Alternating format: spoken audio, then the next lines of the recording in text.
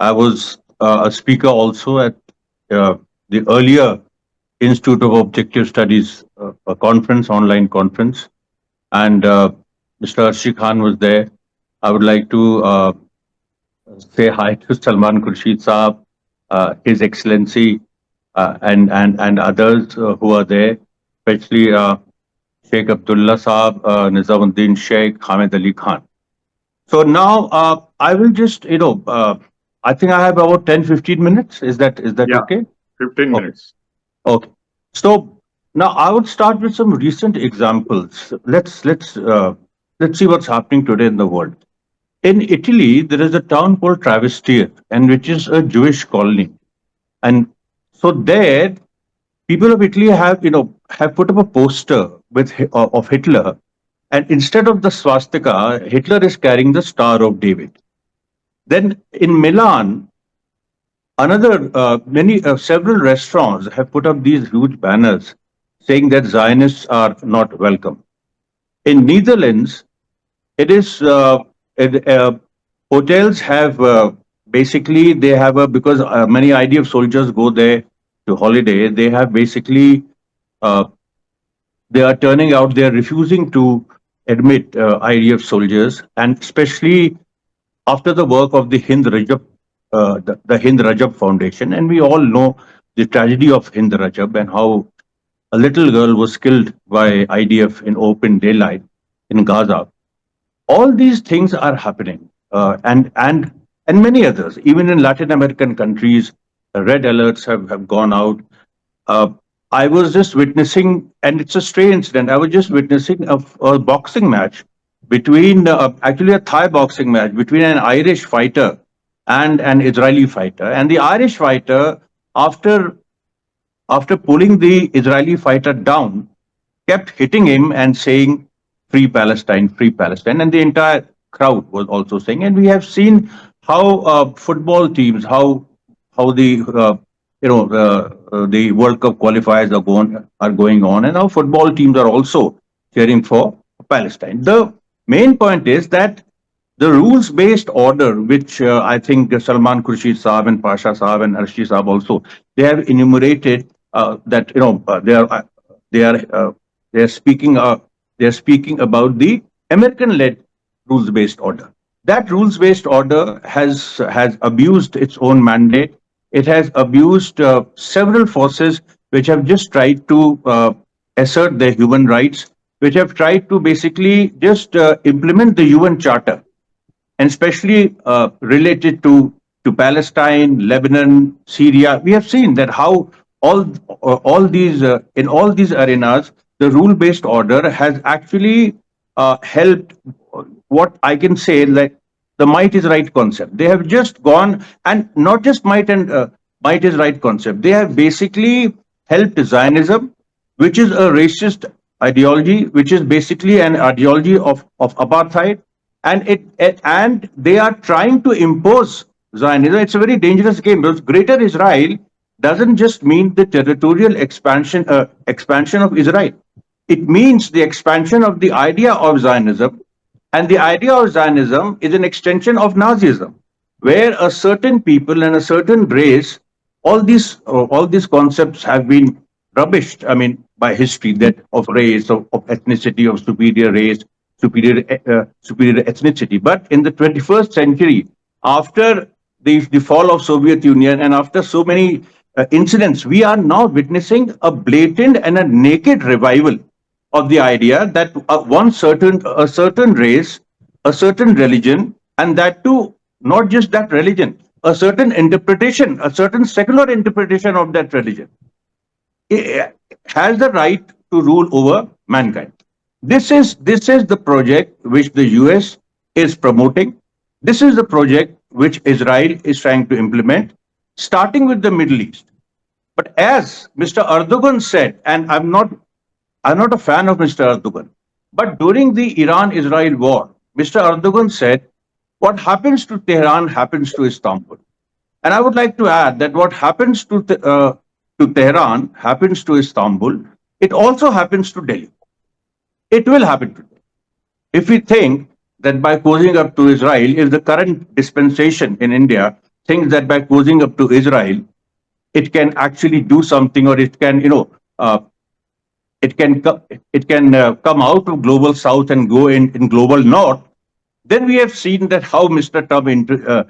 Trump intervened. He humiliated our prime minister, and the whole Operation Sindoor, the whole fracas is before us. That global north doesn't need India, and India, if it unnecessarily tries to kind of leave its, forget its geography, because geography is critical to geopolitics.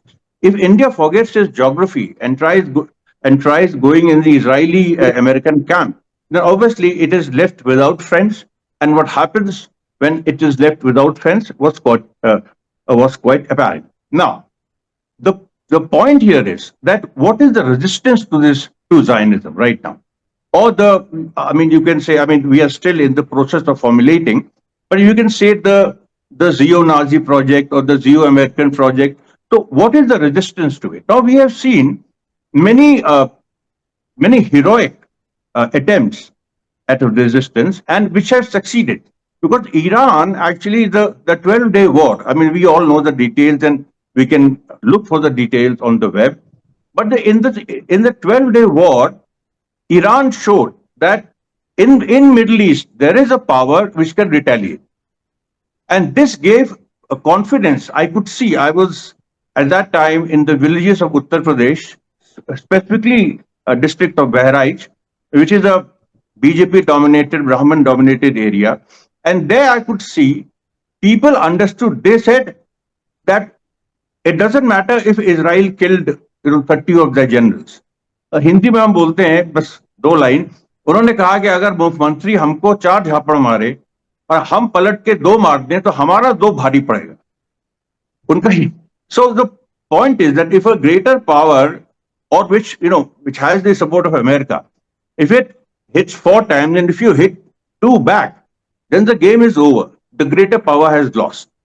Iran has won, and this has been recognized by eminent uh, defense analysts like Dr. Praveen Sahani and many others. So Iran has won. In Lebanon, Israel lies that it has won, because it has not. There is its presence is limited to five areas. Yes, it has violated the ceasefire more than 3,000 times, but Hezbollah has been able to communicate a basic fact to the Lebanese people, that the Lebanese state has not risen up to the occasion to actually expel Israel. And if such a state continues, then Lebanese nationalism will veer towards Hezbollah. In Syria, again, which is a Pyrrhic victory, because we are seeing no one is talking about it unless and until you go to the resistance platforms. No one is talking about the rise of the new resistance in Syria. Why Israel is today itself, Israel raided many villages of Syria. Why Israel is unable to advance beyond Quneitra? Why have they not been able to take Dara? Why have they been repelled several times by resistance forces, and which are understandably right now uh, varied, which are not under one umbrella. So there's a coastal resistance, there is a resistance near Dara, but there is a resistance there, and Israel knows it, because IDF itself says that we are constantly under fire in Syria, which is not being reported. Now let's come to West Bank. West Bank, we have the situation where I'm not going into the differences between the Palestinian Authority and the resistance there, but the broad picture is that the resistance has succeeded in withstanding sustained assaults, and by a military strategy where they have kept their small forces on the front and their major forces at the back, and they have been able to withstand a campaign of 3 or 4 months in Jenin and Tulkarem, sustained campaign bent on demolishing Palestinian homes and displacing Palestinians, and of course killing Palestinians as well. In Gaza, we all know IDF has published statistics. In June alone, 30 Israeli soldiers were killed. 30. This is, and Israel underestimates its own toll. You can't trust Israel as far as the casualty figures are concerned. 30 Israeli soldiers killed in 1 month, which basically means if we, if we agree to what Israel is saying, one soldier a day. Today itself, 3 soldiers were announced by IDF who were ambushed by Hamas and they were killed. So the point here is Hamas weak? Despite the genocide, because genocide everyone knows about it, I will not elaborate upon the genocide. But is Hamas weak? Is the resistance weak? Right now, we are talking about a ceasefire deal which is going on, which Hamas might accept with certain conditions, but they have refused to surrender their arms. Hezbollah has refused to surrender arms. Iran has refused to to surrender. Uh, Khamenei Sahab refused to be killed. So this is a major wave. I mean, the last time when I spoke here, compared to that, this right now we are seeing a major wave of resistance against Israel and America. And Iran also succeeded in one other thing, to draw US to strike directly at Iran. And Iran, this was there in the ceasefire, that Iran said that we will strike Al Udeid base and you will do nothing. And Iran also said, people don't know, they are not aware about this, that before the ceasefire comes into effect, we will strike Bir Sheba. Even if Israelis are killed, Israel cannot retaliate. And it did. It didn't. It couldn't. This is the power which these new forces have. Of course, they have the backing of Russia and China. We have this whole scenario where the global north, in the global north, America is being readied literally for going to war with China. Israel is supposed to tackle Iran, and Europe is supposed to tackle Russia. It's a very clear, despite the differences between NATO and America and Trump, and I will not go into that, but these fault lines are very clear, that the global north has these three forces, and they will attack, Russia, China, Iran. They are identified, and global south, and these forces, Russia, China, and Iran, right now are representing global south.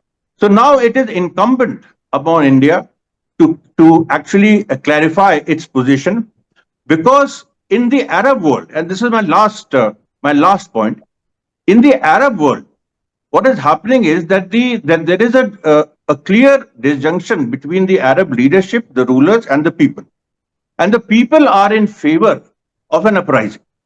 They are in favor of an uprising, and it has been, and in Jordan we have seen, in so many other areas we have seen this grand coming together of the Muslim Brotherhood ideology and the Shia revolutionary ideology by Khomeini Sahab. This is a great moment, a great historical moment, and it has actually stirred the Middle East. It has left Trump really worried, especially after the backlash from Iran. So now my conclusion is that actually rules-based order peddled by the US is almost buried. Now we have to look beyond liberal approaches. We have to see at the resistance and how the resistance is actually creating a new world order on its own ideology. This is the first time that we have this kind of a war without a communist ideology. It is not like the Vietnam era, although there are parallels. This is a totally different thing, and I don't know how this will pan out in India and other parts of the world. But with an indigenous ideology, revolutionary forces have emerged, and most of the intellectuals, especially liberals, they have a problem in understanding this phenomenon. This is my point. Thank you, sir.